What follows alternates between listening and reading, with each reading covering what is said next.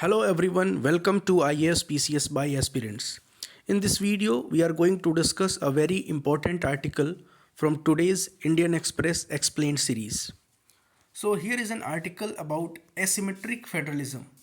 So first of all, we will start with the definition of federalism. What does federalism means, and in the context of India, what we can say about asymmetric federalism, cooperative federalism and competitive federalism.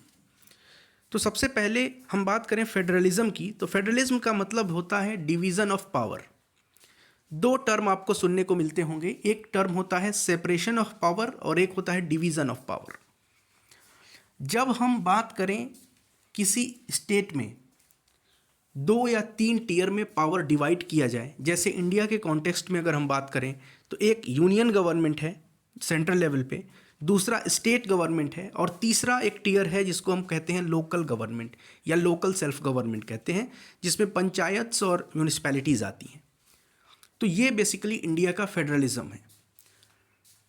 अगर हम वहीं separation of power की बात करें तो ये हम देखते हैं कि इंडिया में जो तीन इंपॉर्टेंट ऑर्गन्स हैं एक गवर्नमेंट के लिए, लेजिस्लेचर, एग्जीक्यूटिव और जुडिशरी, इनके बीच में पावर का सेपरेशन है।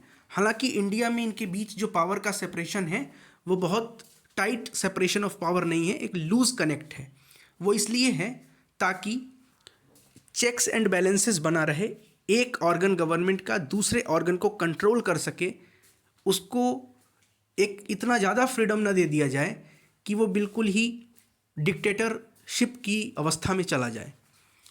अब हम बात करें असिमेट्रिक फेडरलिज्म की, बात कहाँ से आती है, तो आप इस समय देख रहे होंगे न्यूज़पेपर्स में चर्चा में है आर्टिकल 370 के रिगार्डिंग जो सुप्रीम कोर्ट का जजमेंट आया है उसके बारे में।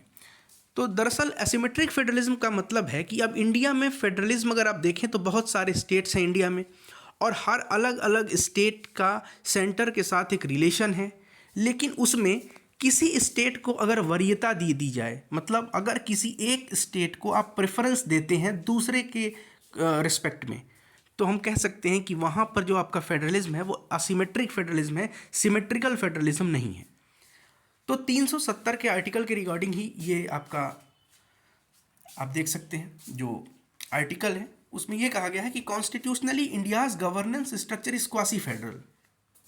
Quasi federal while in a unitary setup, the power to legislate is concentrated in the center. In a federal structure, the units that form the federation have varying degrees of autonomy and powers to conduct their affairs. अब India का federalism जो है वो Canada के federalism के साथ match करता है।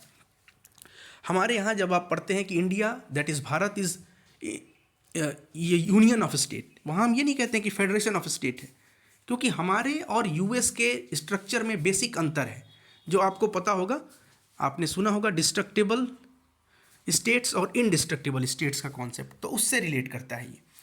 तो वहीं पे अगर हम बात करें तो जम्मू कश्मीर के लिए जो एक स्पेशल आर्टिकल था आर्टिकल 370, वो हटा दिया गया गवर्नमेंट के द्वारा, और उसके बाद क्या हुआ, सुप्रीम कोर्ट में कुछ याचिका दायर हुई थी और वो भी अब सुप्रीम कोर्ट ने उसको लीगल करार दिया है कि मतलब जो भी आर्टिकल 370 हटाया गया वो ठीक हटाया गया, ऐसा सुप्रीम कोर्ट का मानना है। अब कुछ और स्टेट्स हैं, जैसे आप देखिए आर्टिकल 371A है और 371 से रिलेटेड बहुत सारे हैं, 371A B C D, ये सब टेम्पररी आर्टिकल्स हैं। टेम्पररी इसलिए हैं क्योंकि ये स्पेशल प्रोविजंस दिए गए हैं कुछ स्टेट्स के लिए, तो इसी को हम कहते हैं कि असिमेट्रिक फेडरलिज्म। और एसिमेट्रिक फेडरलिज्म को समाप्त करने की दिशा में ही एक कदम माना जा सकता है आर्टिकल 370 का हटना, उस कॉन्टेक्स्ट में आप देख सकते हैं। यहाँ आप इसको देखिए, अ CJI Chandrachud headed bench ruled that Article 370 is a feature of asymmetric federalism, not the same as internal sovereignty। इसको समझिएगा। तो एक तो ये बात हो गई। दूसरा एक आर्टिकल आज के इंडियन एक्सप्रेस में आप पढ़ सकते हैं आर्टिकल 370, और उसका जो वर्डिक्ट आया है उससे वर्ल्ड में क्या क्या चीज़ें चल रही हैं इसके बारे में आप देख सकते हैं। तो इस आर्टिकल को आप जरूर पढ़िएगा। जैसे कि यहाँ पर यूएई से रिलेटेड एक है कि UAE back the constitutional changes of August 2019 fully. PM Modi was conferred with the UAE's highest civilian award by the crown prince of Abu Dhabi Sheikh Mohammed bin Zayed Al Nahyan in Abu Dhabi in August 2019। तो Abu Dhabi को लगता था कि चलो ये ठीक है, मतलब 370 हटाना वो उसके फेवर में था।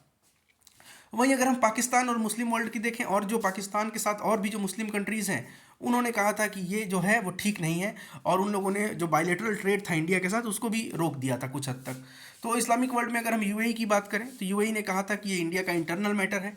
सऊदी अरबिया ने कहा कि एक पीसफुल सेटलमेंट होना चाहिए इस इशू पर, और जो तुर्की है उन्होंने कहा था कि ये ठीक नहीं हुआ है और इंडिया को क्रिटिसाइज़ किया था।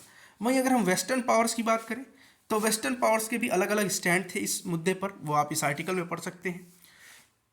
अगर आप रशिया की बात करें तो रशिया क्या कहता है, in what was seen as ringing endorsement of new Delhi's action, Russia underlined that the changes were carried out within the framework of constitution of republic of India. मतलब वो भी हमारे साथ थे। चाइना और पाकिस्तान के देखें तो चाइना ने कंप्लेन किया था कि यूटी क्यों बना दिया गया लद्दाख को, उसकी जो टेरिटोरियल सॉवरेनिटी है उसको दबाया जा रहा है, ये एक सीरियस कंसर्न है, ऐसा कहा था। और पाकिस्तान का तो आपको पता ही है कि पाकिस्तान ने कहा था कि ये गलत हुआ है। तो इस तरह से अलग अलग लोगों ने कहा है। अब इंडिया की डिप्लोमेसी थी, यूएनएससी में भी बहुत सारे मैटर्स चलते हैं, आपको पता है जम्मू कश्मीर का मैटर यूएनएससी में है, यूएन सिक्योरिटी काउंसिल में। तो खैर वो अलग बात है। आप ये दोनों आर्टिकल जरूर पढ़िएगा। इस आर्टिकल से आपको क्या समझ में आएगा, एक तो असिमेट्रिक फेडरलिज्म का कॉन्सेप्ट क्लियर होगा, और उसके साथ ही आप अपने नोट्स से फेडरलिज्म वाला चैप्टर भी रिवाइज कर सकते हैं। और कमेंट करके बताइएगा कि फेडरलिज्म क्या एक बेसिक फीचर है कॉन्स्टिट्यूशन का, बेसिक स्ट्रक्चर के अंतर्गत आता है या नहीं आता है। Thank you so much.